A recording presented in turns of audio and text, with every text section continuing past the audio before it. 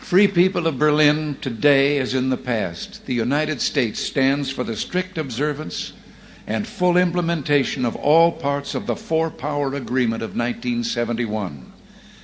Let us use this occasion, the 750th anniversary of this city, to usher in a new era, to seek a still fuller, richer life for the Berlin of the future. Together, let us maintain and develop the ties between the Federal Republic and the western sectors of Berlin, which is permitted by the 1971 agreement. And I invite Mr. Gorbachev, let us work to bring the eastern and western parts of the city closer together so that all the inhabitants of all Berlin can enjoy the benefits that come with life in one of the great cities of the world.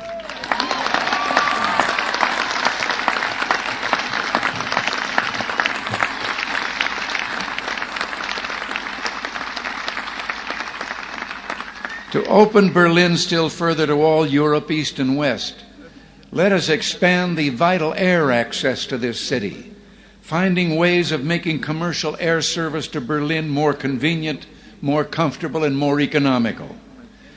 We look to the day when West Berlin can become one of the chief aviation hubs in all Central Europe. With our French and British partners, the United States is prepared to help bring international meetings to Berlin. It would be only fitting for Berlin to serve as the site of United Nations meetings, or world conferences on human rights and arms control, or other issues that call for international cooperation.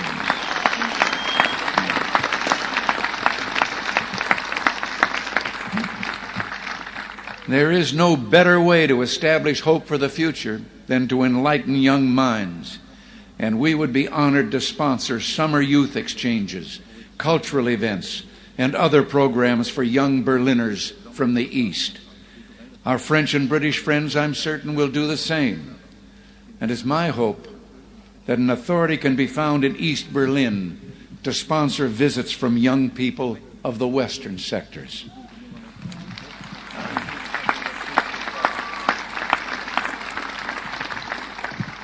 One final proposal, one close to my heart. Sport represents a source of enjoyment and ennoblement. And you may have noted that the Republic of Korea, South Korea, has offered to permit certain events of the 1988 Olympics to take place in the North. International sports competitions of all kinds could take place in both parts of this city. And what better way to demonstrate to the world the openness of this city than to offer in some future year to hold the Olympic Games here in Berlin, East and West.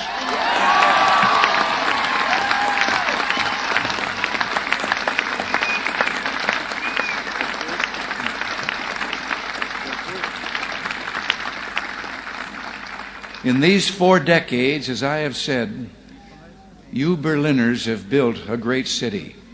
You've done so in spite of threats, the Soviet attempts to impose the Eastmark, the blockade.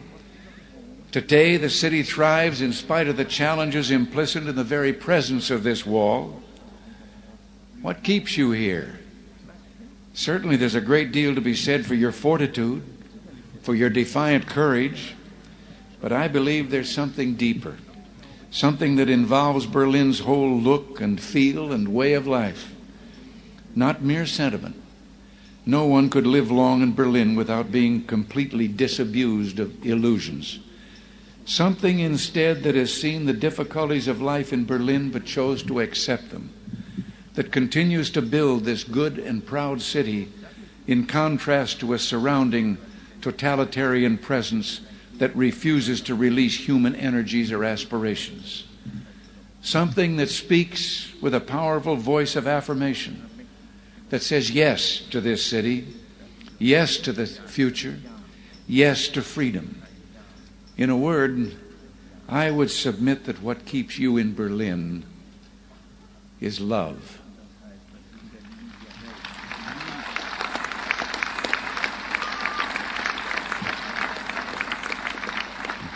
Love, both profound and abiding.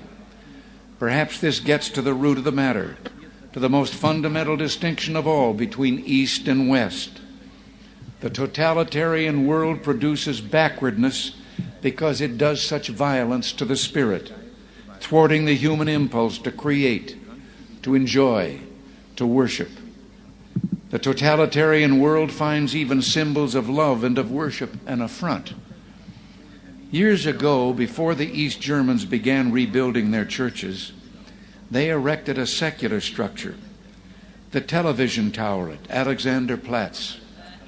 Virtually ever since, the authorities have been working to correct what they view as the tower's one major flaw, treating the glass sphere at the top with paints and chemicals of every kind. Yet even today, when the sun strikes that sphere that towers over all Berlin, the light makes the sign of the cross.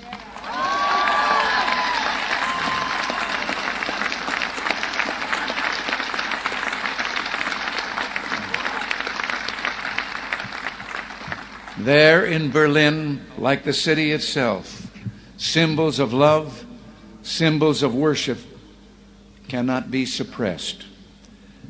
As I looked out a moment ago from the Reichstag, that embodiment of German unity, I noticed words crudely spray-painted upon the wall, perhaps by a young Berliner. Quote, "This wall will fall, beliefs become reality."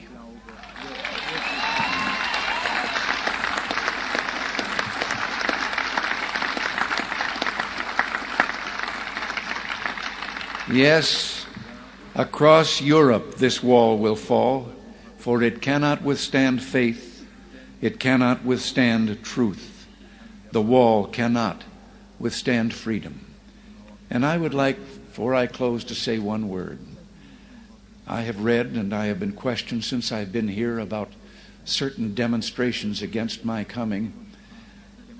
And I would like to say just one thing, and to those who demonstrate so. I wonder if they have ever asked themselves that if they should have the kind of government they apparently seek, no one would ever be able to do what they're doing again.